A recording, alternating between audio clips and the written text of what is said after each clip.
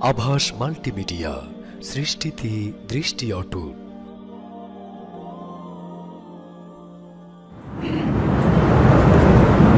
ইন্নাল হামদুলিল্লাহ নাহমাদুহু ওয়া নাস্তাঈনুহু ওয়া নাস্তাগফিরুহু ওয়া নাউযু বিল্লাহি মিন শুরুরি আনফুসিনা ওয়া মিন সাইয়্যাতি আ'মালিনা ওয়া মান ইয়াহদিহিল্লাহু ফালা মুদিল্লা লাহু ওয়া মান ইউদ্লিলহু ফালা হাদিয়া লাহু وأشهد أن لا إله إلا الله وحده لا شريك له وأشهد أن محمدا عبده ورسوله يا أيها الذين آمنوا اتقوا الله حق تقاته ولا تموتن إلا وأنتم مسلمون أما بعد فإن خير الحديث كتاب الله وخير الهدي هدي محمد صلى الله عليه وسلم وشر الأمور محدثاتها وكل محدثة بدعة وكل بدعة ضلالة وكل ضلالة في النار فأعوذ بالله من الشيطان الرجيم بسم الله الرحمن الرحيم أحسب الناس أن يقولوا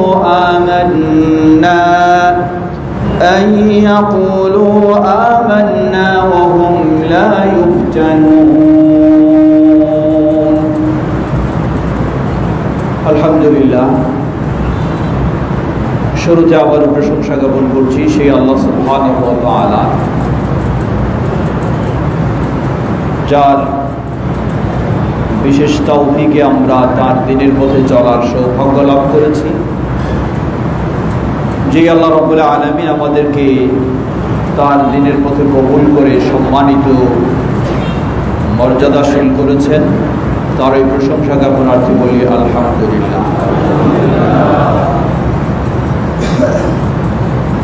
অতঃপর অসংখ্য সালাত ও সালাম পেশ করছি প্রিয় রাসূল মুহাম্মদ সাল্লাল্লাহু আলাইহি ওয়াসাল্লাম, তার আসহাবে কেরাম, আহলে বাইত, শেষ দিবস পর্যন্ত তার প্রতিটি একনিষ্ঠ অনুসারীদের উপর। সম্মানিত সমবেত মুসল্লিবৃন্দ,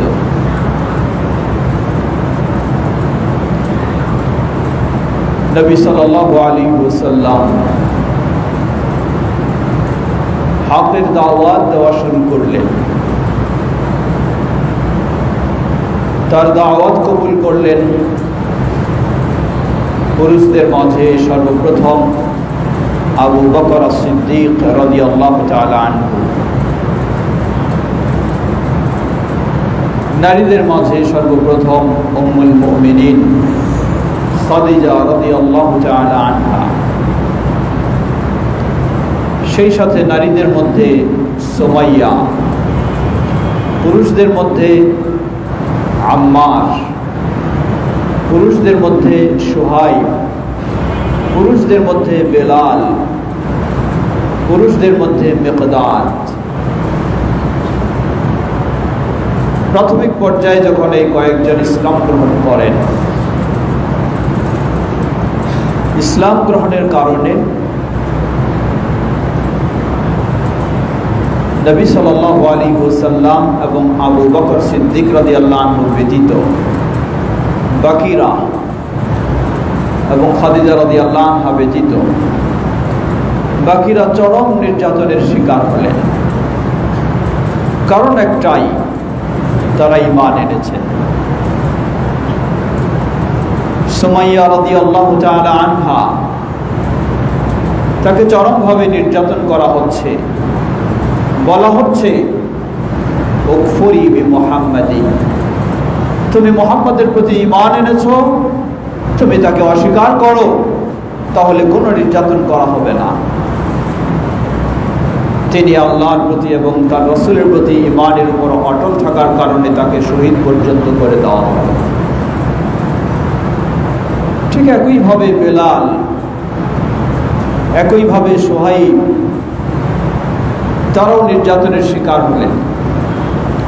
পরিস্থিতি যেন এমনই হয়ে যাচ্ছে যে ইসলাম গ্রহণ করা মানেই হলো নির্যাতনের শিকার হওয়া। আল্লাহ রাব্বুল আলামিন তাদেরকে এই সান্ত্বনা দিয়ে বাস্তব অবস্থাটা বোঝালেন সূরা আল আনকাবুত প্রথমের দিকে আল্লাহ বলছেন, আহাসিবান নাসু আন ইউতরাকু আন ইয়াকুলু আমান্না ওয়া হুম লা ইফতানুন। মানুষেরা কি এই ধারণা করে বসে আছে যে তারা বলবে আমরা ঈমান আনলাম, আর ঈমান আনার পরে তারা কোনো ফিতনা বিপদের সম্মুখীন হবে না, খুব নিরাপদে আরামেই থাকবে? তা হতে পারে না। ঈমান আনতে চাইলে, ঈমানের ঘোষণা দিলে তারা ফিতনার সম্মুখীন হবে, বিপদের সম্মুখীন হবে। আল্লাহ সুবহানাহু ওয়া তাআলা সূরা বাকারা 214 নম্বর আয়াতে বলছেন, আহাসিবতুম আন তাদখুলুল জান্নাহ। তোমরা কি এই ধারণা করে বসে আছো যে তোমরা ঈমান এনেছো, খুব সহজেই জান্নাতে প্রবেশ করে, খুব সহজেই জান্নাতে চলে যাবে, কোনো বিপদের সম্মুখীন হবে না? অথচ তোমাদের পূর্বে যারা ছিল এই দিনের পথে, এই ঈমানের পথে, মাসসাতহুমুল বাসাউ ওয়াদ-দাররা, যারা ঈমান আনার কারণে কতই না কঠিন নির্যাতনের শিকার হয়েছে, কঠিন বিপদের শিকার হয়েছে। আল্লাহ সুবহানাহু ওয়া তাআলা সে আয়াতেও আমাদেরকে ইঙ্গিত দিচ্ছেন।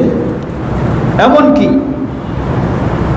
আল্লাহ বলছেন, আম হাসিবতুম আন তাদখুলুল জান্নাহ ওয়ালাম্মা ইয়াতিকুম মাসালুল লাযীনা খালাউ মিন ক্বাবলিকুম মাসসাতুহুমুল বাসাউ ওয়াদ-দাররা وزلزلوا حتى يقول الرسول والذين آمنوا معه متى نصر الله ألا إن نصر الله قريب أم حسبتم أن تدخلوا الجنة। তোমরা এই ধারণা করে বসে আছো যে ঈমান এনেছো, খুব সহজেই জান্নাতে প্রবেশ করবে। ওয়ালাম্মা ইয়াতিকুম মাসালুল লাযীনা খালাউ মিন ক্বাবলিকুম, তোমাদের পূর্বে যারা অতীত হয়ে গেছে তাদের মতো তোমাদের অবস্থা হবে না। কি ছিল তাদের অবস্থা? তারা চরম বিপদের সম্মুখীন হয়েছিল, চরম ফিতনার সম্মুখীন হয়েছিল, চরম নির্যাতনের সম্মুখীন হয়েছিল, চরম জুলুমের সম্মুখীন হয়েছিল। ওয়াজুলজিলু, এমনকি তাদের অবস্থানটা এমনও হয়েছিল মাটিতে দাঁড়িয়ে থাকতেও যেন তারা পারছিলেন না, মনে হয় নিচে মাটিও ভূমিকম্প শুরু হয়ে যাচ্ছে, এমন পরিস্থিতি। হাত্তা ইয়াকুলার রাসূল ওয়াল্লাযীনা আমানু মা'আ, সেই কঠিন পরিস্থিতিতে স্বয়ং রাসূল এবং রাসূলের সাথে যারা ঈমান এনেছিলেন তারা অস্থির হয়ে, খুব বিপদগ্রস্ত হয়ে, হতাশ হয়ে ভাবতেন, মাতা নাসরুল্লাহ, এই ধরনের বিপদ আর কতদিন চলবে? কবে আল্লাহর সাহায্য আমরা পাব? কখন আমরা আল্লাহর সাহায্য পাব? আল্লাহ বললেন, জেনে রাখো, আলা ইন্না নাসরাল্লাহি কারীব, আল্লাহর সাহায্য খুব দূরে নয়, আল্লাহর সাহায্য খুব সন্নিকটে। সম্মানিত সমবেত মুসল্লিবৃন্দ, দিন যতই যাবে, নবুয়তের যুগ যতই অতীত হবে, ততই ফিতনার পরিবেশ পরিস্থিতি আরো ঘনীভূত হবে, কঠিন হবে। আল্লাহ রাসূল সাল্লাল্লাহু আলাইহি ওয়াসাল্লাম বললেন, সহিহুল বুখারীর হাদিস, আবু হুরায়রা সিদ্দিক আবু হুরায়রা রাদিয়াল্লাহু তাআলা আনহু তিনি বর্ণনা করছেন, রাসূল সাল্লাল্লাহু আলাইহি ওয়াসাল্লাম বললেন, বাজিরু বিল আ'মালি ফিতানা কাকাত'আল লাইলিল মুযলিম। তোমার সামনে ফিতনা আর ফিতনা, সেই ফিতনার সম্মুখীন হওয়ার আগে যা আমল করা দরকার সেটি তুমি শুরু করে ফেলো, অপেক্ষার সুযোগ নেই। ফিতনা কেমন? কাকাত'আল লাইলিল মুযলিম, গভীর অন্ধকার রাত্রে যেমন চতুর্দিকে ডানে বামে কোনো আলো খুঁজে পাবেন না, ঠিক ফিতনার পরিস্থিতিও এই ধরনের, চতুর্দিকে শুধু সমস্যা আর সমস্যা, কোনো যেন সমাধান খুঁজে পাচ্ছেন না। পরিস্থিতি এতই কঠিন হবে।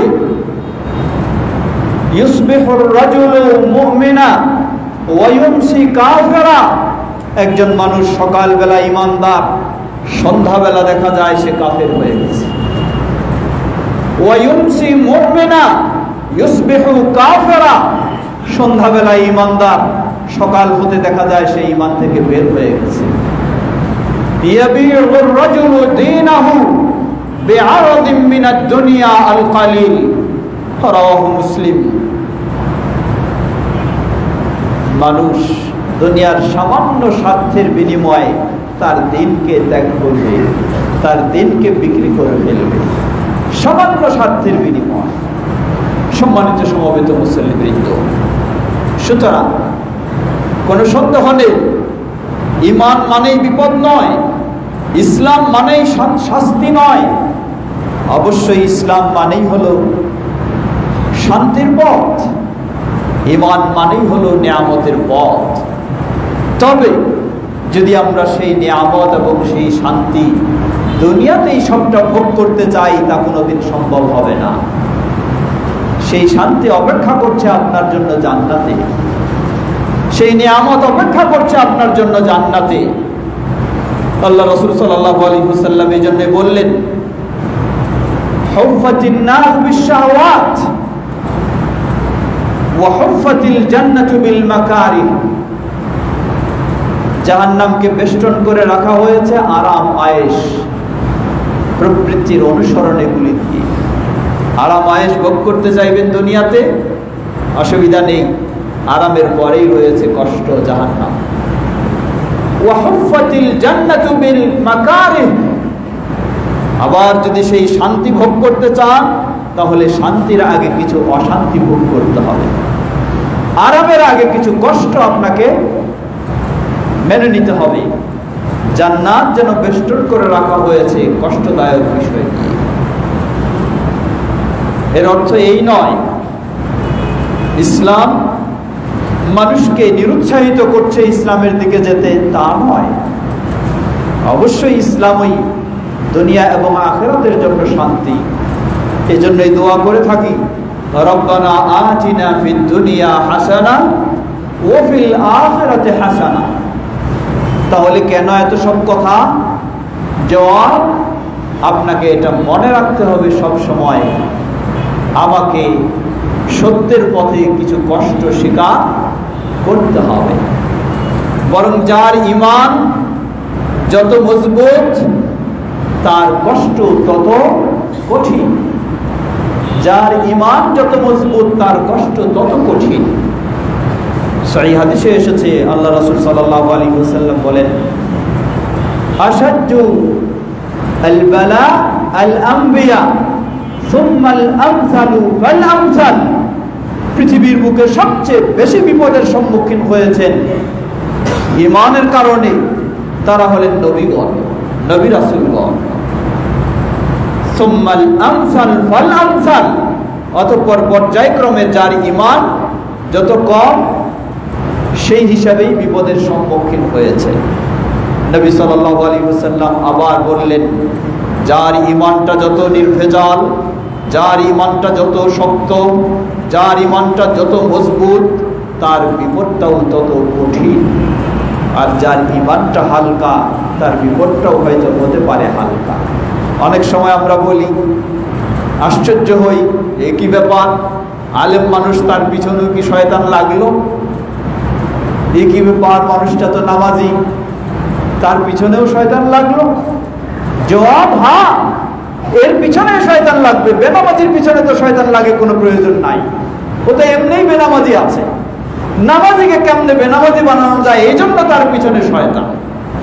আলেম যেন দিনের পথে অটল না থাকতে পারে, তার দ্বারা যেন শত মানুষ ইসলামের পথে না আসতে পারে, এজন্যই শয়তান তার পিছে সবচেয়ে বেশি শ্রম নেবে, তার পিছে সবচেয়ে বেশি শয়তান প্রচেষ্টা করবে।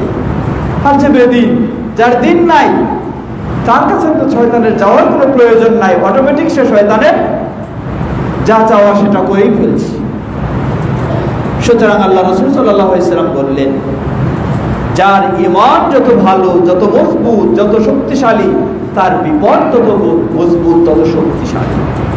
আর এই বিপদ শয়তানই নিয়ে আসবে অনেকটা, আল্লাহর পক্ষ থেকেও আসবে, এবং শয়তানও ঈমানের পথে বিভিন্ন বাধা সৃষ্টি করার চেষ্টা করবে। সম্মানিত সমবেত মুসলিমবৃন্দ, আমার এই কথার উদ্দেশ্য আমি নিরুৎসাহিত করছি না ইসলামের পথে, অবশ্যই আহলান সাহলান জানাচ্ছি ইসলামের পথে, কারণ এর বিকল্প কোনো আমাদের পথ নেই। কিন্তু যে বিষয়টি, যে মেসেজ আমি দিতে চাই, তা হলো নীরবে বসে থাকলে চলবে না, আমাকে এটা মনে রাখতে হবে যে আমি হয়তো বিপদের সম্মুখীন হব, সেই অনুযায়ী আমার মানসিক প্রস্তুতি থাকতে হবে, যাতে বিপদের সময় আমি দিশেহারা না হয়ে যাই, সমস্যার সময় আমি ঈমান হারা না হয়ে যাই। আরাম আয়েশে থাকা অবস্থায় ঈমানের উপরে থাকা খুব সহজ, কিন্তু বিপদের সময় ঈমানের উপরে অটল থাকাটাই কঠিন, এবং সেটাই হলো আসল, সেটাই হলো আসল। অর্থনৈতিকভাবে আপনি খুব দৈন্যতা কষ্টের মধ্যে আছেন, অসচ্ছলতায় আছেন, এই অবস্থায় ঈমানের উপরে অটল থাকা হলো আসল। বিশাল বাসভবন নিয়ে আছেন, আরাম আয়েশে আছেন, গাড়ি বাড়ি সবকিছুই রয়েছে, ঈমানের উপর থাকা খুব কঠিন নয়, সহজ। কিন্তু যখন আপনার রুজি রোজগার নেই, চাকরিও হয়তো শেষ হয়ে গেল, ব্যবসাও হয়তো হারিয়ে গেছে, এই অর্থনৈতিক অসচ্ছলতায়, কঠিন অবস্থায়, এই সময় ঈমানের উপরে টিকে থাকা কঠিন। আপনি ভালোই রয়েছেন, কিন্তু আপনার সহধর্মিনী, সেও আপনি যা চান, যেভাবে চলতে বলেন সেভাবেই চলে, সেখানে ঈমান নিয়ে টিকে থাকা খুবই সহজ। কিন্তু আপনার সহধর্মিনী যদি একটু ব্যতিক্রম চলতে চায়, আপনার গাইড না মানে, কমান্ড না মানে, আপনি দিন চান সে দিন না চায়, সেখানে আপনার ঈমানের উপর টিকে থাকা কঠিন, এবং সেটাই হলো আসল বিষয়। সম্মানিত সমবেত মুসল্লিবৃন্দ, সুতরাং আপনাকে বলা হচ্ছে, আপনি এই পথ দিয়ে বের হলেন, সামনে কিন্তু ছিনতাই হতে পারে, সামনে ডাকাতের হামলা হতে পারে, এর অর্থ এই নয় আপনি এই পথ দিয়ে যাবেনই না, তা নয়। বিকল্প যদি পথ, সহজ পথ থাকে, তা তো বেছে নেবেন, কিন্তু এর অর্থ হলো এই, আপনাকে সতর্ক থাকতে হবে ওই ডাকাতের হামলার সময় যেন আপনি নিজেকে সংযম করতে পারেন, আত্মসংরক্ষণ করতে পারেন। সম্মানিত সমবেত মুসলিমবৃন্দ, এজন্যই আল্লাহ রাসূল সাল্লাল্লাহু আলাইহি ওয়াসাল্লাম অসংখ্য হাদিস, সহিহুল বুখারীতে লক্ষ্য করুন, সহিহ মুসলিমে লক্ষ্য করুন, ফিতনার বিশাল পর্বই নিয়ে এসেছেন ইমাম বুখারী এবং মুসলিম, সকল মুহাদ্দিসগণ। কারণ এটি বাস্তব হবেই, এটি হবে, এটা আপনাকে সতর্ক করে দেওয়া হচ্ছে অগ্রিম, যাতে আপনি সতর্ক সচেতন হয়ে নিজেকেই করতে পারেন। এজন্যই বলা হয় একটি প্রবাদে, মান আররাদা নাফসাহু মাওয়াতিলাল ফিতান ফালা ইয়ালুমান্না ইল্লা নাফসা, যে নিজেই নিজেকে ফিতনার সম্মুখীন করে, সে যেন নিজেকে ছাড়া অন্য কাউকে দোষারোপ না করে।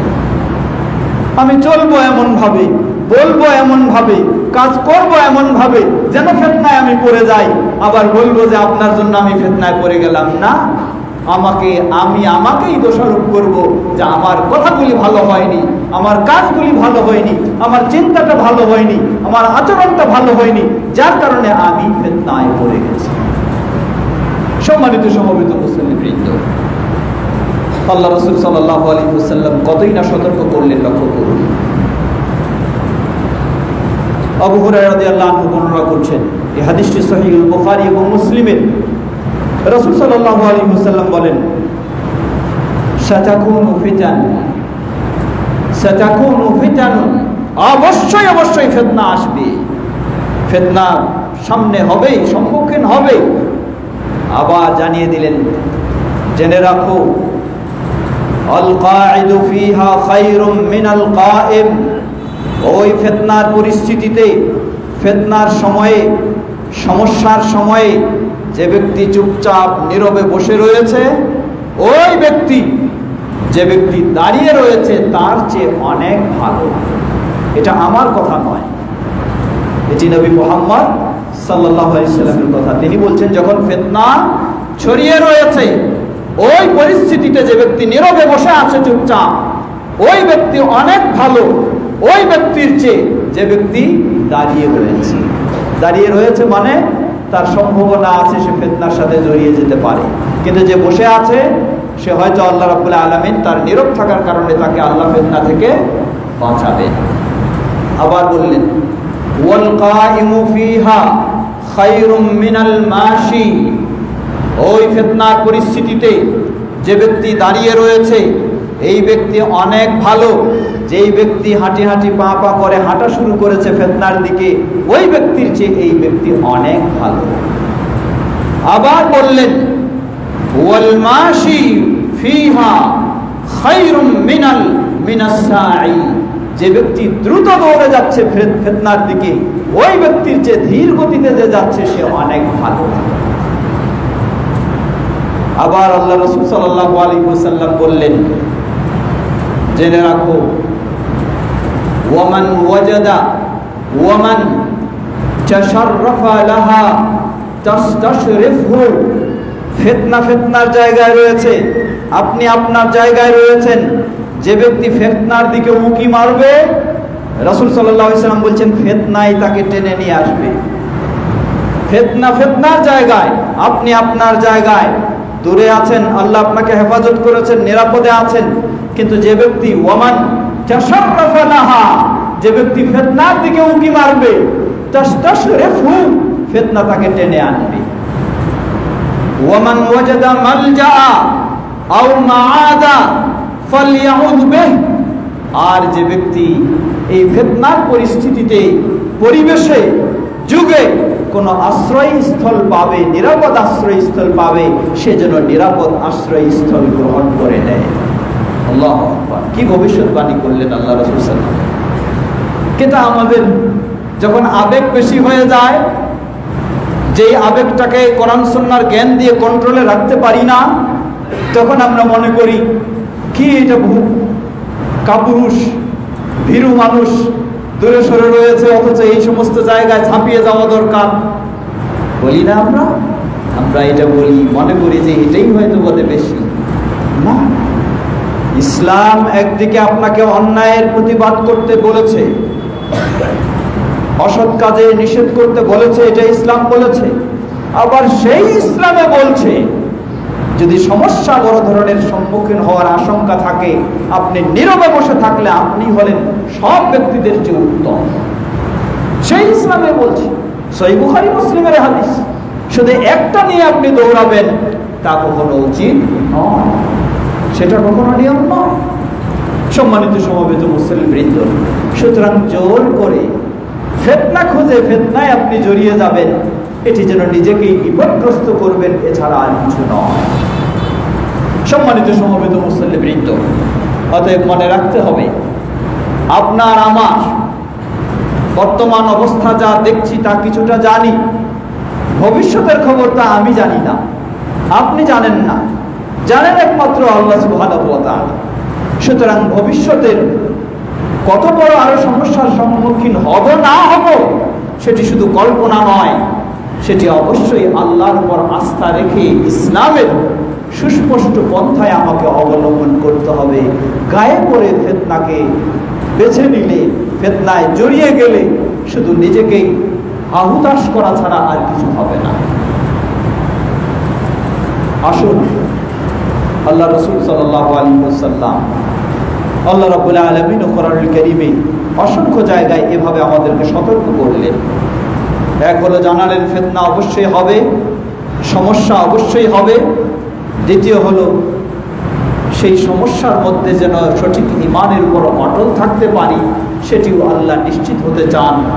এজন্যই আল্লাহ রাব্বুল আলামিন এই পরিবেশ পরিস্থিতিগুলি দিয়ে থাকেন। নবী মুহাম্মদ সাল্লাল্লাহু আলাইহি ওয়াসাল্লাম এই ফিতনার পরিস্থিতিতে আমার অবস্থানটা কি হবে, যদি আমি কোরআন এবং সুন্নাহর অনুসারী হই, তাও নবী মুহাম্মদ সাল্লাল্লাহু আলাইহি ওয়াসাল্লাম স্পষ্ট করে দিলেন। আমরা যেন সেগুলি থেকে শিক্ষা গ্রহণ করে নিজের অবস্থানটাকে সুন্দর করে নিতে পারি। আল্লাহ আমাদের সবাইকে সে তৌফিক দান করুন। ওয়া আখিরু দাওয়ানা আলহামদুলিল্লাহি রাব্বিল আলামিন। সাল্লাল্লাহু আলাইহি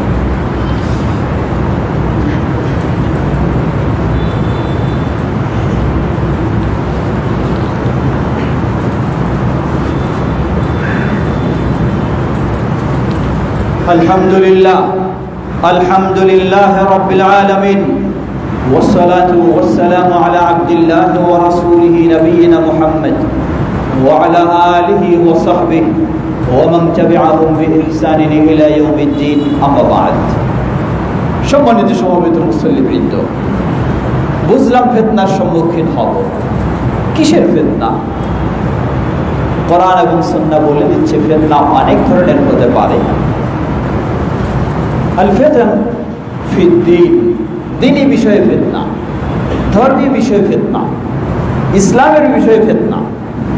ফিতনা মানে শুধু চোর ডাকাতের ফিতনা বা বিরোধীদের আক্রমণ, জুলুম নির্যাতন, জেল জুলুম, শুধু এটা নয়। ফিতনা দ্বীনেরও ফিতনা। কেমনে দ্বীনের ফিতনা? আল্লাহ রাসূল সাল্লাল্লাহু আলাইহি ওয়াসাল্লাম ওই হাদিসে বলেছেন,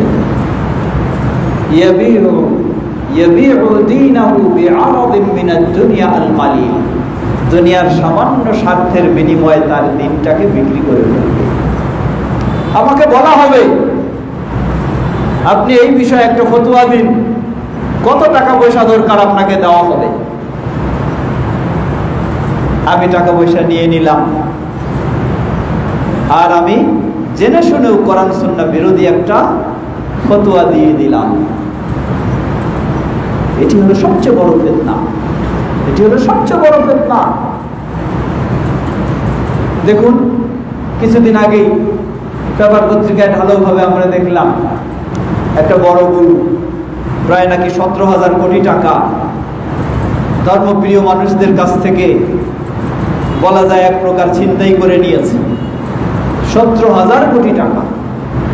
এবং তারাও হলো বড় লেবাসধারী, কত বড় দাড়ি, কত বড় পোশাক, কত বড় পাগড়ি। কেন এটা হলো? কি কারণে?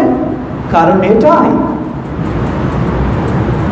সঠিক দ্বীনি বা ইসলামের সঠিক ব্যবসা বাণিজ্যের পদ্ধতি অবলম্বন না করে ধোঁকার পদ্ধতি অবলম্বন করে মানুষকে, দিনপ্রিয় মানুষদেরকে সরলতার সুযোগে তাদের অর্থকে ছিনতাইয়ের মতো কেড়ে নেওয়া হয়েছে। এটাই দুনিয়ার অর্থের বিনিময়ে নিজের ইমানটাকেও শেষ করে দিচ্ছে। ইদানিং লক্ষ্য করুন, কত মানুষ দেখবেন, একজন মানুষ অনেক সুন্দর ইসলামের দ্বীনি কাজ করছে, বহু বক্তব্যে, লেখনীতে, সব কিছুতেই হঠাৎ বোঝা যাচ্ছে যে এই লোকটার ফতোয়া এখন ভিন্ন রকম হয়ে গেল। তিনি এতদিন কোরআন হাদিস মানতেন, এখন তিনি বলছেন যে হাদিস আর মানা যাবে না, মানতে হবে শুধু কোরআন। এই ফতোয়া শুরু করলেন। এই ধরনের বহু ব্যক্তি আছে। এটি হলো ফিতনা, বহু ধরনের। তার মধ্যে প্রথম ফিতনা হলো দ্বীনের বিষয়।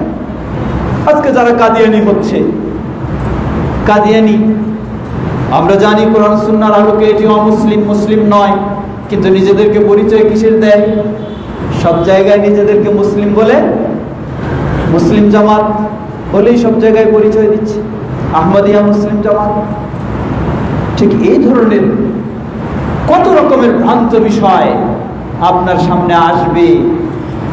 আপনি হয় জেনে বা না জেনে নিজের দিনকে হারিয়ে ফেলবেন, সেই ফিতনার সম্মুখীন হয়। তাই বড় ফিতনা হলো ফিতনাতুন ফিল ইখতিলাফি ওয়াল ইফতিরাকি। দ্বীনি বিষয় নিয়ে বিভিন্ন রকমের মতদ্বন্দ্বে জড়িয়ে যাওয়া, এটিও একটি ফিতনার বিষয়। কোরআন সুন্নাহ অসংখ্যবার বলা হয়েছে পূর্ববর্তীরা ধ্বংস হয়ে গেছে কিসের কারণে? মতদ্বন্দ্বে জড়িয়ে গিয়েই তারা ধ্বংস হয়েছে। অনেকের মাঝে এই সুরসুরি জাগে সবসময়, কোনো একটা ভালো জিনিস সহজে মেনে নিতে পারে না, মেনে নিতে চায় না, খোঁচায় তাহলে এটার হুকুম কি, এটার হুকুম কি, এটা কেন হবে না, এটা কেন হবে না, মানে জোর করে একটু দ্বিমত করতে চায়, জোর করে একটু দ্বিমত করতে চায়। আপনাকে যেমন হককে খুঁজে বের করতে হবে, এটাও রাইট, ঠিক তেমনই ভাবে আবার শুধু খালি দ্বিমতের পথটাকে বেছে নেবেন, এটাও অন্যায়। তাহলে প্রথম ফিতনা হলো দ্বীনের বিষয়ে ফিতনা। দ্বিতীয় ফিতনা আল ফিতনাতু ফিল মাল ওয়াল আওলাদ। আল্লাহ রাব্বুল আলামিন কোরআনুল কারীমে স্পষ্ট বলেছেন, তোমাদের সন্তান এবং সম্পদ সেগুলি ফিতনা। সেগুলি ফিতনা। কিসের ফিতনা? আপনি সমাজে আলহামদুলিল্লাহ আপনি আপনার বাবা থেকে খুব সুন্দরভাবে ভালো মানুষ হিসাবে, দিনদার মানুষ হিসাবে সবার কাছে পরিচিত, ভালো ফ্যামিলি হিসাবে পরিচিত, আপনার সন্তানকে কন্ট্রোলে রাখতে পারলেন না, অসৎ সঙ্গে চলে গিয়ে সে মাদকাসক্ত হয়ে গেল, নেশাগ্রস্ত হয়ে গেল, ছিনতাইকারী হয়ে গেল, চাঁদাবাজি হয়ে গেল। কত বড় যে ফিতনায় আপনি সম্মুখীন হয়েছেন বলার অপেক্ষা রাখে না। ওই বাবা মাই বুঝে যে বাবা মার সন্তানটা এভাবে হাতছাড়া হয়ে গেছে, এই সন্তান তার জন্য কত বড় ফিতনা বলার অপেক্ষা রাখে না। বাবা মা ভাবে যে আমার বেঁচে থাকার চেয়ে মাটির নিচে চলে যাওয়াটা মনে হয় অনেক আমার জন্য নিরাপদ। বাবা মা ভাবে যে আমার বেঁচে থাকার চেয়ে মাটির নিচে চলে যাওয়াটা অনেক নিরাপদ। মানে কি? এটা যেন এক প্রকার মৃত্যু না হতেও মৃত্যু চাওয়া, আত্মহত্যার পথ যেন বেছে নিতে চাচ্ছে বাবা মা। কি কারণে? কারণ হলো সন্তান এমন হয়ে গেছে যার কারণে। কি বড় ফিতনা, বিশাল বড় ফিতনা। ঠিক তেমনই ভাবে ফিতনাতুন নিসা, নারীও ফিতনা। এমন হয়তো কত অসংখ্য বর্ণনা রয়েছে। এর অর্থ ইসলাম নারীদেরকে খারাপ বলেছে তা নয়। যারা নারীবাদীরা তারা আবার বলবে যে ইসলাম নারীকে ফিতনা বলেছে। সেই নারীবাদীকে জানাতে চাই, আল্লাহ রাসূল সাল্লাল্লাহু আলাইহি ওয়াসাল্লাম সুসংবাদ দিয়েছেন, কোন বাবা মা যদি 2 বা 3 কন্যার মালিক হয়, বাবা হয়, আর সেই 2 বা 3 কন্যাকে যদি আল্লাহকে ভয় করে প্রাপ্তবয়স্কা পর্যন্ত মানুষ করে, তাহলে এই কারণেই সে জান্নাতে প্রবেশ করবে। আবার আরেক হাদিসে বললেন এটাই হবে তার জাহান্নাম থেকে বাঁচার কারণ। সুতরাং মেয়েদেরকে ইসলাম কখনো শুধু ফিতনা বলে না, কিন্তু যখন মেয়েরা সেই ইবলিসের অনুসরণ করে, পাশ্চাত্যের অনুসরণ করে ভিন্ন পথে চলে যাবে, তখন নিজেও নষ্ট হবে, তার গোটা পরিবারটাকেও নষ্ট করে ফেলবে, তার গোটা পরিবারটাকেও নষ্ট করে ফেলবে। মা যখন নামাজি হয়, মায়ের সন্তানরাও নামাজি হওয়া আশা করা যায়। মা যখন বেনামাজি হয়, মায়ের সন্তানেরাও খুব দ্রুত বেনামাজি হয়ে যায়। মা যখন পর্দার সাথে চলে, মায়ের সন্তানও, মেয়েও পর্দার সাথে চলতে চায়। মা যখন বেপরদায় অশ্লীলতা চলে, মায়ের মেয়েও তখন বেপরদায় অশ্লীলতায় চলে। এমনকি গোটা পরিবারটাই তখন অশান্তির মধ্যে চলে যায়। এইটি একটি বড় ফিতনা। আল্লাহ রাসূল সাল্লাল্লাহু আলাইহি ওয়াসাল্লাম ভবিষ্যৎবাণী করেছেন, আবার পরে তোমাদের জন্য ফিতনা হলো এটা। ঠিক অনুরূপভাবে ফিতনা হলো অনেক সময় অর্থ ও পদের লোভ, এটাও এক প্রকার ফিতনা। সম্মানিত সমবেত মুসল্লিবৃন্দ, অতএব ফিতনা একাধিক দিকে হতে পারে। সবচেয়ে বড় ফিতনা হলো দ্বীনের বিষয়ে ফিতনা। আসুন, সমস্যা আমরা জানলাম, সমাধান কি, কিভাবে এই ফিতনা থেকে বাঁচবো? কোরআন হাদিস বলে দিচ্ছে ফিতনার সম্মুখীন আমাকে হতেই হবে, কোনো উপায় নাই, হয় কম বা বেশি। কম অথবা বেশি ফিতনার সম্মুখীন হবই, এটাই স্বাভাবিক। কিন্তু এখন এই ফিতনা থেকে বাঁচবো কিভাবে, এর সমাধান কি? জবাব, এই ফিতনা থেকে বাঁচার সমাধান কয়েকটি। প্রথম হলো আল-ই'তিসামু বিল কিতাবি ওয়াস সুন্নাহ আলা ফাহমি সালাফিল উম্মাহ। এক নম্বর বিষয় হলো কোরআন এবং সুন্নাহকে আঁকড়ে ধরা, যেভাবে সাহাবায়ে কেরাম আঁকড়ে ধরেছিলেন। সাহাবায়ে কেরাম যেভাবে কোরআন সুন্নাহ বুঝেছেন, সেইভাবে কোরআন সুন্নাহ বুঝে কোরআন সুন্নাহকে আঁকড়ে ধরা। ব্যাখ্যায় পড়ে যাচ্ছি, এটি এক। দ্বিতীয় বিষয় আত-তাকওয়া ওয়া মুলাযামাতুল ইবাদাহ। আত-তাকওয়া, আল্লাহকে ভয় করা, এবং ইসলামী শরীয়তের যখন যে অবস্থায় যে ইবাদত রয়েছে যথাযথভাবে সেই ইবাদতে নিজেকে আত্মনিয়োগ করা। তৃতীয় লুজুম ওয়া জামাআতুল মুসলিমিন, মুসলিমদের সাথে ঐক্যবদ্ধ হয়ে থাকা, মুসলিমদের সাথে ঐক্যবদ্ধ হয়ে থাকা। চতুর্থ আল-উযলা ফিল ফিতান, ফিতনা থেকে মুক্ত হয়ে থাকা ব্যবস্থা নেওয়া। চারটি বিষয় আমরা বলতে পারি উল্লেখযোগ্য পদক্ষেপ, যেগুলির মাধ্যমে আপনি দুনিয়ার জীবনে এই ফিতনা থেকে আত্মরক্ষা পেতে পারেন, এই ফিতনার বিপদ থেকে আপনি নিজেকে সংযম করতে পারেন, দিনের উপরে অটল থাকতে পারেন। প্রথম বিষয় হলো আল-ই'তিসাম বিল কিতাবি ওয়াস সুন্নাহ। দিনের বিষয়ে যে ফিতনার কথা আমরা বলেছি, যেখানে সাধারণ মানুষ যেমন আলেমরাও তেমন এই ফিতনার সম্মুখীন হয়, যার ফলে তার দিন নষ্ট হয়ে যায়, দিন হারিয়ে ফেলে।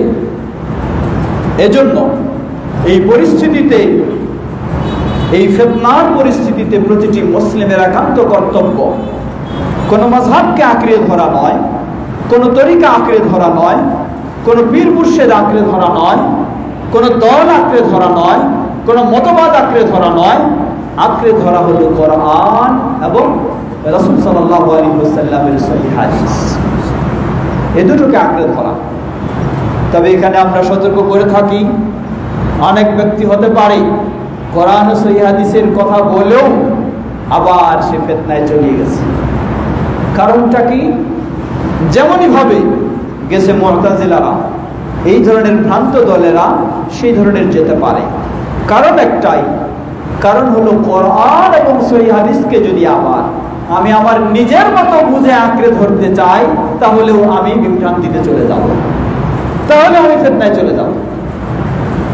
কোরআন এবং সহিহ হাদিসকে আমাকে বুঝতে হবে যেভাবে নবী মুহাম্মদ সাল্লাল্লাহু আলাইহি ওয়াসাল্লামের কাছে গড়ে ওঠা আকীদা শিক্ষা নিয়েছেন যারা, দ্বীন শিক্ষা নিয়েছেন যারা, আমল শিক্ষা নিয়েছেন যারা, ইসলাম শিক্ষা নিয়েছেন যারা, সাহাবায়ে কেরাম, তারা যেভাবে কোরআন এবং সুন্নাহকে বুঝেছেন, ঠিক সেইভাবে বুঝে কোরআন এবং সুন্নাহকে আঁকড়ে ধরলে আপনি এই ফিতনা থেকে আত্মরক্ষার জন্য সহজ হবে। না হলে দেখবেন এই কোরআন হাদিসের কথা বলেও সে ফিতনায় চলে যাবে।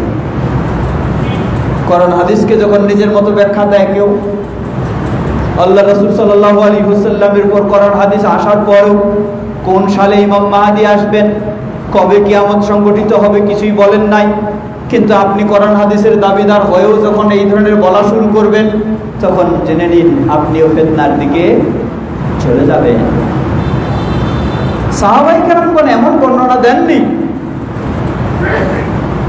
যা সহিভাবে প্রমাণিত নয়। এজন্য কোরআন এবং সুন্নাহ শুধু আঁকড়ে ধরলেই যথেষ্ট নয়, কোরআন এবং সুন্নাহকে বুঝতে হবে সাহাবায়ে কেরামগণ যেভাবে বুঝেছেন।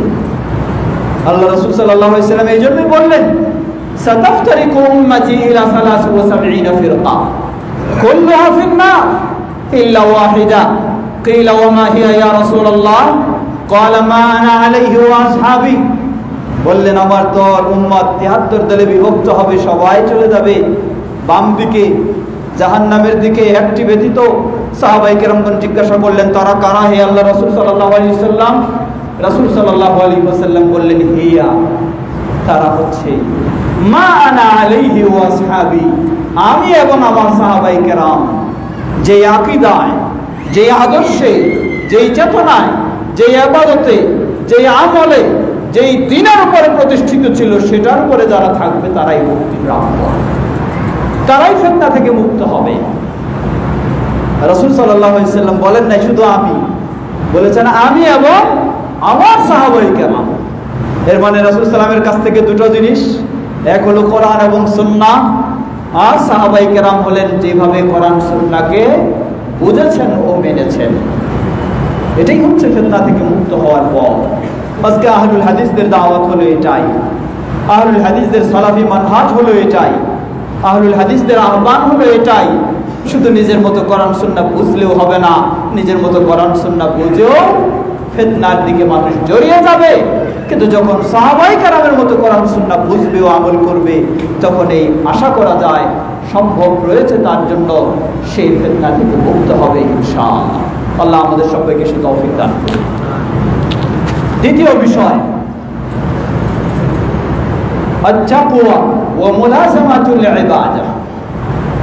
দ্বিতীয় বিষয় হলো আত-তাকওয়া, আল্লাহ ভীতি।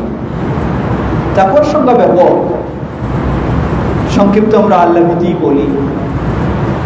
একজন মানুষ আর্থিক লোভ লালসা সবারই কম বেশি আছে,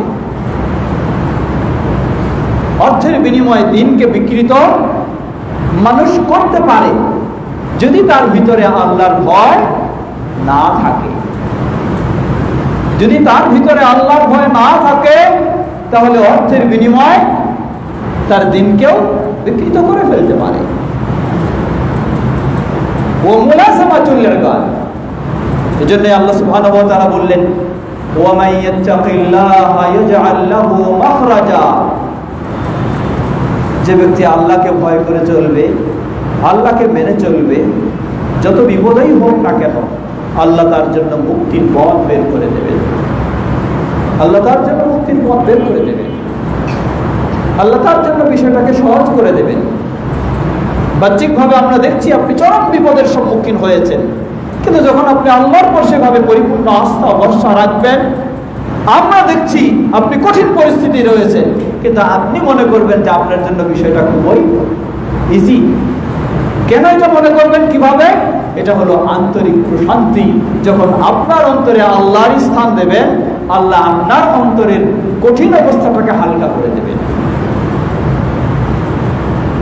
ও মাইয়াত্তাকিল্লাহ ইয়াজআল লাহু মাখরাজা, যে আল্লাহকে সেভাবেই মেনে নেবে, সেভাবেই ভয় করবে, আল্লাহ তার জন্য মুক্তির পথ বের করে দেবেন।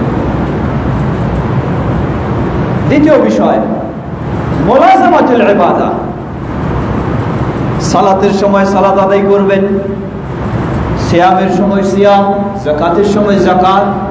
আর যদি সেগুলি ঠিকভাবে না করেন তাহলে আপনাকে ফিতনা পেয়ে যাবে, তাহলে আপনাকে ফিতনা পেয়ে যাবে। তৃতীয় বিষয়, এটি অত্যন্ত গুরুত্বপূর্ণ বিষয়, বিশেষ করে বর্তমান প্রেক্ষাপটে আমাদের দেশে বলুন বা আন্তর্জাতিক বিশ্বে বলুন, তা হচ্ছে লুজুমু জামাআতিল মুসলিমিন।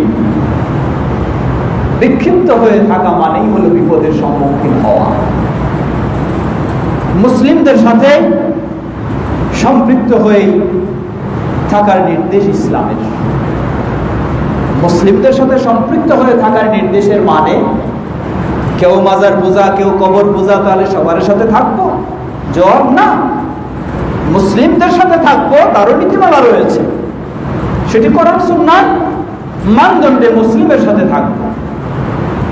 একা একাই ইচ্ছা মতো চলবো, তাহলে আমাকে কোনো না কোনো সময় বিপদের সম্মুখীন হতেই হবে। আল্লাহ রাসূল সাল্লাল্লাহু আলাইহি ওয়াসাল্লাম কি দৃষ্টান্ত দিয়েছেন দেখুন। দৃষ্টান্ত দিয়েছেন সেই পরিবেশ পরিস্থিতি, আরবের সেই মরুভূমির পরিবেশে তাদের সম্পদ ছিল বেশি, ছাগল, ভেড়া, উট এগুলির পাল। আল্লাহ রাসূল সাল্লাল্লাহু আলাইহি ওয়াসাল্লাম বললেন, দেখো একটা যদি ছাগলের দল হয়, ভেড়ার দল হয় বা এই ধরনের প্রাণীর দল থাকে, নেকড়ে বাঘ সেখানে হামলা দিতে সাহস করে না। কিন্তু কেউ যদি এই দল থেকে বিক্ষিপ্ত হয়ে যায়, সে বাঘের পেটে চলে যায়, সে বাঘের পেটে চলে যায়। এভাবেই আল্লাহ রাসূল সাল্লাল্লাহু আলাইহি ওয়াসাল্লাম খোলামেলা দৃষ্টান্ত দিলেন। সুতরাং আপনি যতই পণ্ডিত হন, যদি একলা একলা চলতে চান, তাহলে আপনাকে বিপদের সম্মুখীন হতেই হবে। তাহলে কি করব? কোরআন সুন্নাহর মানদণ্ডে মুসলিমদের সাথে অবশ্যই আপনাকে সম্পর্ক বজায় রেখে চলতে হবে। এটাই ইসলামের নির্দেশ। ইসলাম বলে নাই ইসলামের সবচেয়ে গুরুত্বপূর্ণ ইবাদত আপনি একা একাই পালন করবেন, তাহলে সালাত। ইসলাম বলেছে না, পুরুষকে অবশ্যই 5 ওয়াক্ত সালাত জামাতের সাথে এসে আদায় করতে হবে। এটাই একটা শিক্ষা যা আমার একা একাই চলার ইসলাম সুযোগ দেয়নি। আমাকে মুসলিম জামাতের সাথে, মুসলিম দলের সাথে আমাকে ঐক্যবদ্ধ হয়ে থাকতে হবে সাধ্যপক্ষে। কিন্তু ঐক্যবদ্ধের নীতিমালা আমরা বলেছি, যে ব্যক্তি আল্লাহ রাসূল সাল্লাল্লাহু আলাইহি ওয়াসাল্লামকে সবচেয়ে মর্যাদা দিতে রাজি নয় আল্লাহর পরে, তার সাথে আমাদের ঐক্য হতে পারে না। যে ব্যক্তি আবু বকর, ওমর, ওসমান রাদিয়াল্লাহু তাআলা আনহুকে মেনে নিতে পারে না, তার সাথেও কখনো আমাদের ঐক্য হতে পারে না। যে ব্যক্তি কোরআন এবং সুন্নাহকে সকল চিন্তার ঊর্ধ্বে প্রাধান্য দিতে পারে না, তার সাথেও আমাদের ঐক্য হতে পারে না। সম্মানিত সমবেত মুসলিমবৃন্দ, সুতরাং আহলুল হাদিসদের এটাও একটি গুরুত্বপূর্ণ বিষয় মনে রাখতে হবে। আমি একা একাই সহি আকীদা অনুসারী হয়ে যদি চলতে চাই, তাহলে আমাকে ফিতনার সম্মুখীন হতে হবে। যারা একই আকীদার অনুসারী, তাদের সাথে সংমিশ্রিত হয়ে তাদের সাথে সম্পর্ক, আন্তরিকতা বজায় রেখে আমাকে ঐক্যবদ্ধ হয়ে চলতে হবে। এটি ইসলামের দাম, এটি ইসলামের নির্দেশ। এখানেই হলো জামায়াতের গুরুত্ব। আমরা যেন সেভাবেই বিষয়গুলিকে মনে রেখে চলতে পারি। শুধু নিজের স্বার্থকে প্রাধান্য দিয়েই একা একাই চললাম, এমন হলে আমাকে বিপদের সম্মুখীন হতে হবে। আল্লাহ আমাদের সে বুঝার তৌফিক দান করুন। চতুর্থ বিষয় হলো আল-উযলা ফি আইয়ামিল ফিতান। ফিতনার সময় আবার আপনাকে বিক্ষিপ্ত হয়ে সবকিছু থেকে মুক্ত হয়েও থাকতে হবে। লক্ষ্য রাখবেন, আগেই বললাম আমরা ফিতনা থেকে মুক্ত হওয়ার একটা দিক হচ্ছে জামাতবদ্ধ হয়ে থাকা। আবার এই নিয়মটিতে চতুর্থ বিষয় আমরা বলছি আল-উযলা। উযলা মানে সবকিছু থেকে দূরে থাকা, সবকিছু থেকে দূরে থাকা। দূরে থাকা বলতে এটি কখন? এটি হলো ওই হাদিস আপনাকে মনে রাখতে হবে। আল্লাহ রাসূল সাল্লাল্লাহু আলাইহি ওয়াসাল্লাম বললেন, যখন ফিতনায় ছড়িয়ে গেছে ভরপুর, সেই সময় যে ব্যক্তি বসে আছে এই ব্যক্তি দাঁড়ানোর চেয়ে ভালো, আর যেই ব্যক্তি শুধু দাঁড়িয়ে আছে, হাঁটছে না, সেই ব্যক্তি ওই হাঁটা ব্যক্তির চেয়ে ভালো, নিরাপদ। আর যেই ব্যক্তি ধীর গতিতে হাঁটছে, সে দ্রুত গতিতে ফিতনার দিকে হাঁটার চেয়ে নিরাপদ। সেখানে আল্লাহ রাসূল সাল্লাল্লাহু আলাইহি ওয়াসাল্লাম বললেন, ওয়ামান ওয়াজাদা মালজাআ আও মাআদা ফালইউযু বিহি। ওই ফিতনায় ভরপুর পরিবেশে, পরিস্থিতিতে কেউ যদি কোনো আশ্রয়স্থল পায়, তাহলে সেই নিরাপদে ওই আশ্রয়স্থলে একাকী সেখানে হলেও চুপচাপ সেখানে থাকবে, তার দিন মেনে চলার চেষ্টা করবে। এমনকি সহিহুল বুখারীর আরেক হাদিস, আল্লাহ রাসূল সাল্লাল্লাহু আলাইহি ওয়াসাল্লাম বললেন, নিজের ঈমানকে রক্ষার জন্য জনবসতি ছেড়ে দিয়ে যদি জঙ্গলে গিয়েও ছাগল ভেড়া নিয়ে থাকতে হয়, সেটিও সে করবে তার ঈমানকে রক্ষা করার জন্য, ঈমানকে ঠিক রাখার জন্য। অতএব একদিকে আমার ফিতনা থেকে বাঁচার জন্য জামাতবদ্ধ থাকতে হবে, আবার আরেকদিকে পরিবেশ পরিস্থিতি অনুযায়ী প্রয়োজনে একাকেও আমাকে আত্মরক্ষার জন্য জায়গা বেছে, নিরাপদ জায়গা বেছে নিতে হবে। আল্লাহ আমাদের সবাইকে বিষয়গুলি ভালোভাবে উপলব্ধি করে যেন এই কঠিন পরিবেশ পরিস্থিতিতে আমরা ঈমানের উপরে অটল থাকতে পারি। আল্লাহ আমাদের সেই পথ বেছে নেওয়ার তৌফিক দান করুন। মনে রাখতে হবে মুখ থাকলেই কথা বলা যাবে না, গায়ে শক্তি থাকলেই ব্যবহার করা যাবে না। যেমন ইসলাম আপনাকে অন্যায়ের প্রতিবাদ করতে বলেছে, তেমন ইসলাম আবার আপনাকে অন্যায় জড়িয়ে না যাওয়ার নির্দেশও দিয়েছে। দুটোই আপনাকে মনে রাখতে হবে।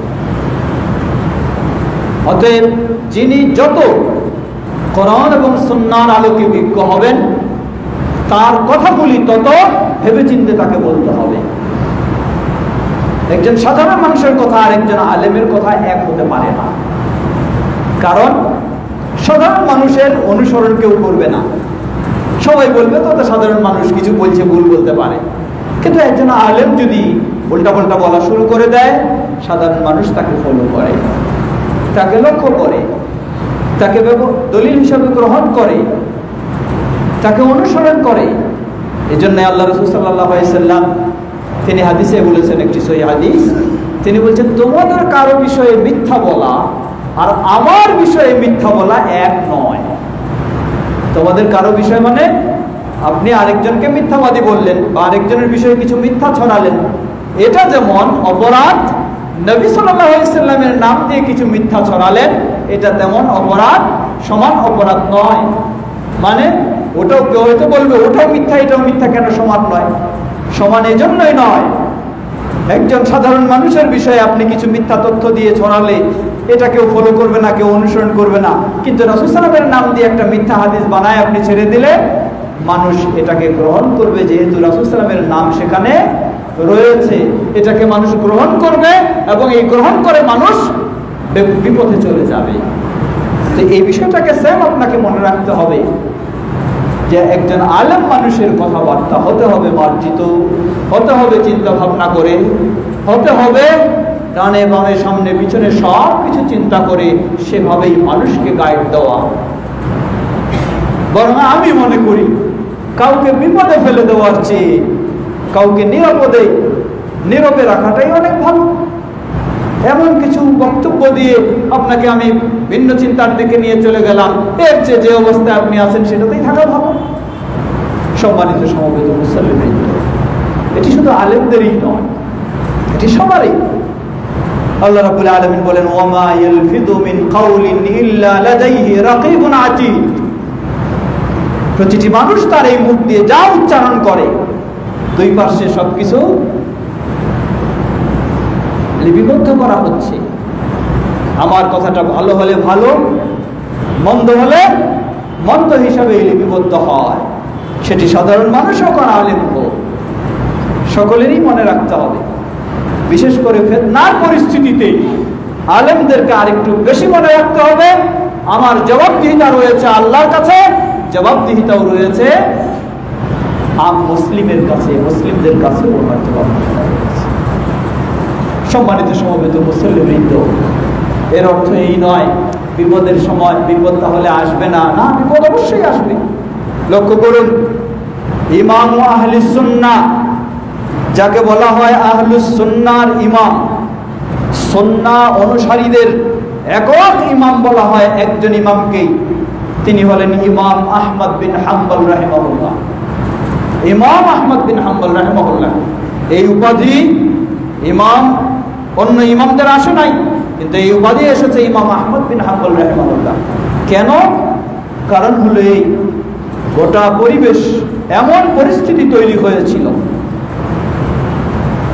কোরআনের বিষয় নিয়ে, বেশ কতগুলি আকীদার বিষয় নিয়ে, তার মধ্যে একটি গুরুত্বপূর্ণ হলো কোরআনের বিষয় নিয়ে। যে বলবে এই কোরআন সৃষ্ট বস্তু নয়, তাকেই ফিতনার সম্মুখীন হতে হবে। আর যে বলবে এই কোরআন সৃষ্ট বস্তু মাখলুক, সে খালাস, তার কোনো জেল জুলুম নাই, তার কোনো শাস্তি নেই। অনেক আলেম যারা আহলুস সুন্নাহ সুন্নাহপন্থী, তারা এটার উপরে অটল ছিলেন যে না, কখনো কোরআন এটি সৃষ্ট বস্তু হতে পারে না, যেহেতু এটি আল্লাহর বাণী। আল্লাহ যেমন মাখলুক নন, তার বাণীও মাখলুক নন। এটি হলো আহলুস সুন্নাহর আকীদা। কিন্তু যখন সেই সময় প্রশাসনিকভাবে যদিও মুসলিম রাষ্ট্র, ইসলামী রাষ্ট্র, মুসলিম সাম্রাজ্য, সবাই মুসলিম, কিন্তু আকীদা হলো মুতাজিলার আকীদা। রাষ্ট্রীয়ভাবে আকীদা হলো কোরআন মাখলুক, এটা মেনে নিতে হবে, না হলে তার জেল, জুলুম, শাস্তি যত রকমের আছে সব হবে। এই রাষ্ট্রীয়ভাবে যখন এই ধরনের দমন নিপীড়ন, এই দমন নিপীড়নে অনেকেই আলেম ওলামারা প্রকাশ্যে কোরআন মাখলুক নয় এটা বলার সাহস পায়নি, সবাই যেন নীরব হয়ে গেছিলেন। মাত্র কয়েকজন ছিলেন, তাদেরকে শাস্তি দেওয়া হয়েছে কঠিনভাবে। সেই শাস্তি পাওয়ার পরেও যিনি কারাগারে আবদ্ধ থাকায় এবং সকাল সন্ধ্যা কারাগারে তাকে চরমভাবে ব্যথাঘাত করে রক্তাক্ত পর্যন্ত করা হতো, তারপরেও তিনি অটল ছিলেন এই আকীদার উপরেই যে না, কোরআন কখনো সৃষ্ট বস্তু নয়। তিনি হলেন ইমাম আহমদ বিন হাম্বল রাহিমাহুল্লাহ। অতএব মনে রাখবেন, আমাদের সমাজে আবার আরেকটি কথা বলা হয়, কি বলা হয়, যে হকের উপরে থাকলে বিপদ আসবেই। এ কথা সত্য, আবার এ কথা সব ক্ষেত্রে প্রয়োগ করা যাবে না। হকের উপরে থাকলে বিপদ আসবে এটাও ঠিক, আবার আমি হক থেকে দূরে সরে গেলেও আমার কাছে বিপদ আসবে এটাও ঠিক, মনে রাখতে হবে। এইটা কখনো মানা যাবে না, বলা যাবে না। আমাদের কেউ মনে করে থাকি যে হ্যাঁ, যদি কিছু ঝড়ঝাপটা নাই আসলো তাহলে কেমনে আমি হকের উপরে আছি বলে প্রমাণিত হবে? কাদিয়ানির উপর তো আপনি ঝড়ঝাপটা অনেক চালাচ্ছেন, তাহলে কি কাদিয়ানি হকের উপরে? এই ধরনের বাতিলপন্থীদের উপর তো অনেকে অনেক ঝড়ঝাপটা চালাচ্ছে, তাই কি তারা হকের উপরে? না, কখনো না। হকপন্থীও বিপদের সম্মুখীন হতে পারে, বাতিলপন্থীও বিপদের সম্মুখীন হতে পারে, কিন্তু হকের মাপকাঠি হলো কিতাব এবং সুন্নাহর সাথে। আল্লাহ আমাদেরকে সেটি বুঝে সেভাবে অটল থাকার তৌফিক দান করুন। আল্লাহ রাহিমাকুমুল্লাহ। আল্লাহুম্মা সাল্লি আলা মুহাম্মাদ ওয়া আলা আলি মুহাম্মাদ কামা সাল্লাইতা আলা ইব্রাহিম ওয়া আলা আলি ইব্রাহিম ইন্নাকা হামিদুম মাজিদ। আল্লাহুম্মা বারিক আলা মুহাম্মাদ ওয়া আলা আলি মুহাম্মাদ কামা বারাকতা আলা ইব্রাহিম ওয়া আলা আলি ইব্রাহিম ইন্নাকা হামিদুম মাজিদ। আল্লাহুম্মা রদি আনিল খুলাফায়ে আর-রাশিদিন وعن سائر أصحاب نبيك الكريم. اللهم أعز الإسلام والمسلمين واخذل الكفرة والمشركين ودمر ديارهم. হে আল্লাহ, আমাদের দেশ সহ পৃথিবীর সর্বত্র ইসলাম ও মুসলিমদেরকে সমন্বিত করুন। পৃথিবীর সর্বত্র মুসলিমদেরকে কোরআন ও সুন্নাহর উপর সঠিকভাবে অটল থাকার তৌফিক দান করুন। যারা সর্বত্র আলেম ওলামা ও সাধারণ জনগণ বিপদগ্রস্ত ইসলামের কারণে, আল্লাহ তাদের সকলকে এই বিপদ থেকে মুক্তি দান করুন, সকলকে এই বিপদ থেকে হেফাজত করুন। আলেম ওলামাদেরকে সঠিকভাবে ইসলামের উপর প্রতিষ্ঠিত থাকার তৌফিক আল্লাহ দান করুন। আমরা যেন সঠিকভাবে দিন বুঝে এই ফিতনার যুগেও যেন সঠিক দিনের উপরে অটল থাকতে পারি, আল্লাহ আমাদের জন্য সেটি সহজ করে দিন। আমাদের মাঝে উপস্থিত অনুপস্থিত যারা অসুস্থ, আল্লাহ সকল অসুস্থদেরকে পরিপূর্ণ সুস্থতা দান করুন। যারা বিপদগ্রস্ত, আল্লাহ তাদেরকে বিপদ থেকে মুক্তি দান করুন। যারা বিদায় নিয়ে চলে গেছেন, আমাদের অনেকেরই বাবা মা, ভাই বোন, বিশেষ করে আমাদের সুপরিচিত সাভার কলেজের সাবেক প্রিন্সিপাল প্রফেসর ইলিয়াস খান সাহেবের ভাইরা, প্রফেসর ডক্টর আজহারুল ইসলাম, তিনি গত 2 দিনের মধ্যেই ইন্তেকাল করেছেন। আল্লাহ রাব্বুল আলামিন তার এবং সকল আমাদের মুসলিমদের ভুল ত্রুটি ক্ষমা করে জান্নাতুল ফিরদাউস নসিব করুন। আর আমরা যেন ঈমানের উপরে অটল থেকে গোটা জীবন ঈমানের সাথে থেকে ঈমানের সাথে আমাদের বিদায় হয়, আল্লাহ আমাদের জন্য সেটি কবুল করে নিন। আমাদের সন্তানদেরকে যেন ইসলামের আলোকে গড়ে তুলতে পারি, আল্লাহ আমাদের সবাইকে সে তৌফিক দান করুন। সম্মানিত সমবেত মুসল্লিবৃন্দ, যে মসজিদে আজকে আমরা সালাত আদায় করছি, আপনারা সকলে জানেন এ মসজিদের বিষয়। আলহামদুলিল্লাহ, সুন্দরভাবে নির্মাণের কাজ চলছে, সকলেরই সার্বিক সহযোগিতা। এটি একটি বলবো আমরা সুবর্ণ সুযোগ